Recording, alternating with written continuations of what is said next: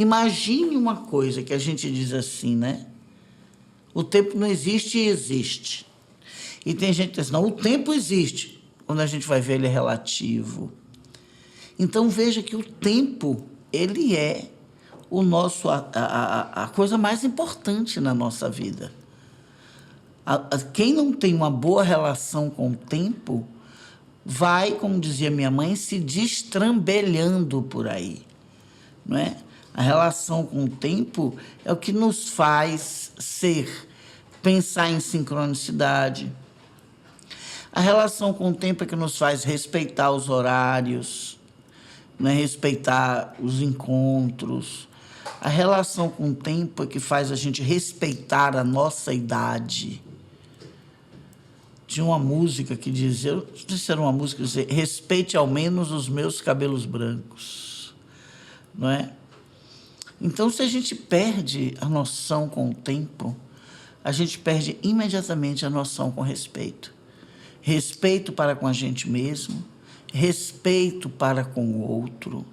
Se as pessoas procuram dormir mais ou menos dentro da mesma hora, não precisa ser 10 horas, vou dormir toda noite 10 horas, ou toda noite 11 horas, ou toda noite 9 horas, não é isso.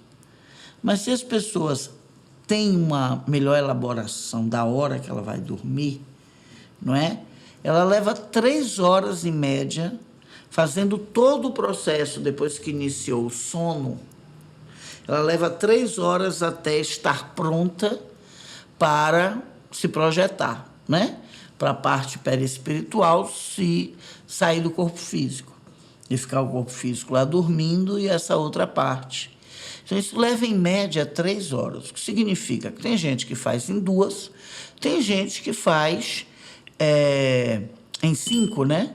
E aí, em 6, então dá mais ou menos uma média de 3 horas para poder, em média. Então, você imagina, vamos pensar só nas 3 horas. Se essa pessoa dorme muito perto do horário que ela vai ter que acordar para ir trabalhar de manhã, ela não desfruta do desmembramento. Porque se ela foi dormir meia-noite, por exemplo, e vai levantar para trabalhar às 6 da manhã, não é? Às 3 da manhã, 3 horas depois, na hora que ela se desloca, ela já está precisando logo voltar para o corpo para se preparar nas próximas médias de 3 horas para levantar. Então, é ideal que as pessoas realmente tenham um sono maior, um sono de 7 horas, pelo menos, 8 horas, para que aconteça ali todo o processo bioquímico do corpo. É muito importante isso, viu, Bel? Eu estou sentindo mais a importância agora. Não sei, o pessoal está sentindo, me diga aí. Fala você para mim se é importante isso, porque eu achei importantíssimo, eu nunca tinha pensado nisso. Né? Eu nunca tinha pensado. Eu geralmente tenho meus horários de dormir, até por causa dos encontros que eu tenho, os trabalhos que eu faço no plano espiritual. Então, se a pessoa fica um tempinho mais, né? Se ela deita para dar a condição dela não acordar com mais de 6 horas, são 7 horas, 8 horas. Aí eu perguntei, as pessoas idosas normalmente dormem menos hora. Ele, mas quando já se está nessa idade também, essa média também diminui. Diminui de 3 para 2, 1h30, não é? Mas se a pessoa está aí com até os 50, 60 anos, se ela puder realmente ficar mais tempo dormindo, melhor. E aí eu perguntei, e as pessoas que têm mesmo dificuldade? Não conseguem dormir mais do que 5 horas, porque eu conheço pessoas que você deve conhecer também, não sei se tem alguém aí também assistindo. Ele disse o seguinte, que mesmo assim, se você tem dificuldade de dormir, mas que mesmo assim você deite, né?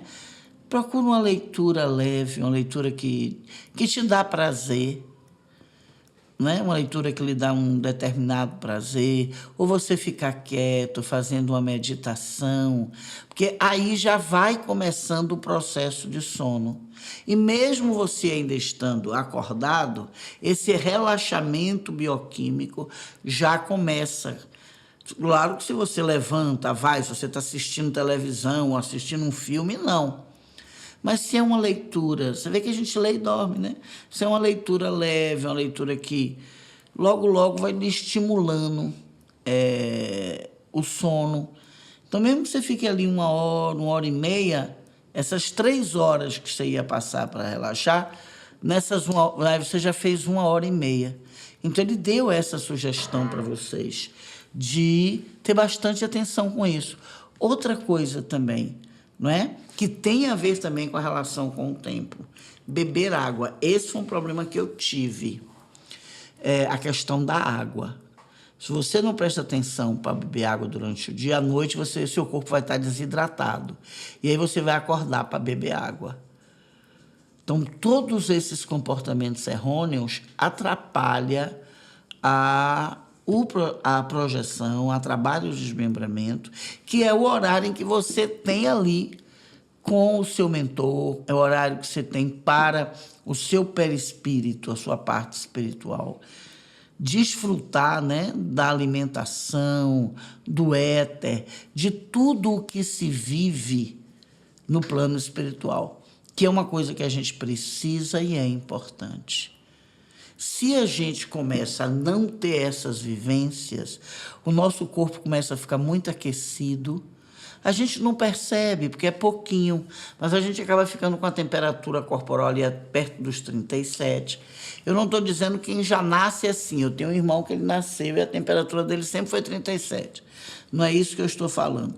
É pessoas que começam a ter, se isso está acontecendo com você, esse aumentozinho de temperatura, então escuta um pouco o que eu estou dizendo aqui, né? Não tem problema de saúde nenhum.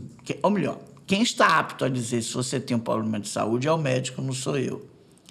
Mas eu já cuidei de pessoas assim, que já de repente eu comecei a lua a ficar com 36,8, 36,9, 37,1, fiz no médico, fiz todos os exames e eu perguntei como está a sua relação com beber água, dormir,